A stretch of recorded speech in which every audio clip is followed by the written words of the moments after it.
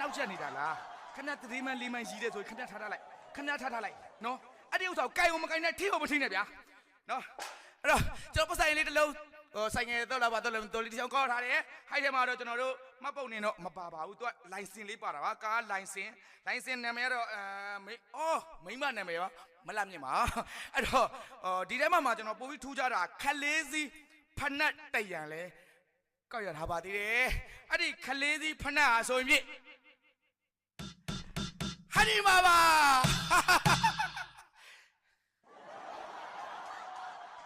ခမညာမေဟာတော်မရှိဘူးနော်ဘာကြီးလဲအဲ့ဒီပလိုက်လာကြီးတာအဲ့ဒီဖနက်ကိုကြီးတာမဟုတ်ခမညာမေဟာယူကြီးတာရှင်းတယ်နော်ဟုတ်တယ်ခမညာတော့လိုက်တော့ခမညာဝေးတော့လိုက်တော့သွားလိုက်တော့လို့တကောက်တာမင်း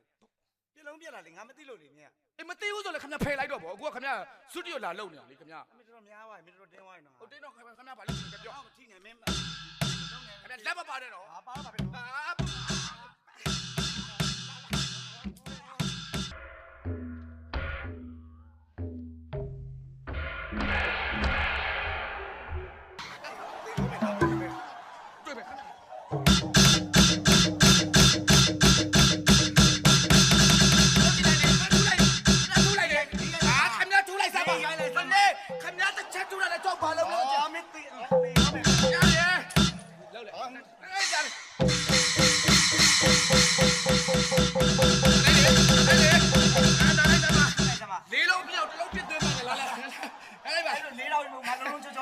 ပြီးမှပြန်ချောလိုက်လားလှုပ်လိုက်လေထိလိုက်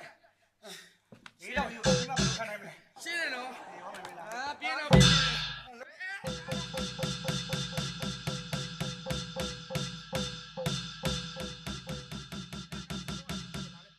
အားလေလိုက်ပါ